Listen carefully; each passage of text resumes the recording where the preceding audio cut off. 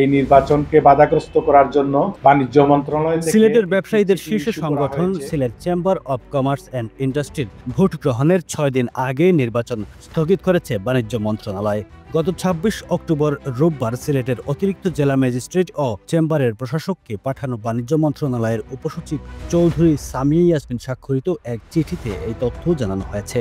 এদিকে সম্মিলিত ব্যবসায়ী পরিষদের বিজয় দেখে একটা পক্ষ নির্বাচন স্থগিত করিয়েছে বলে অভিযোগ করেছেন পরিষদের প্রার্থীরা। অবিলম্বে নির্বাচন স্থগিতের আদেশ প্রত্যাহার না হলে আন্দোলনের হুঁশিয়ারিও দিয়েছেন তারা। সিলেট চেম্বারের প্রশাসক সাইদা পারভিন বলেন, নির্বাচন স্থগিতের নির্দেশনা পেয়েছি। চিঠিতে ভোটার তালিকা যাচাই বাছাই করার কথা বলা হয়েছে। মূলত তালিকায় কিছু সমস্যা নিয়ে কয়েকজন সদস্য অভিযোগ জানিয়েছিলেন। এর পরিপ্রেক্ষিতে মন্ত্রণালয় এই সিদ্ধান্ত নিয়েছেন যে তালিকা যাচাই বাছাই শেষে ফের তফসিল ঘোষণা করা হবে।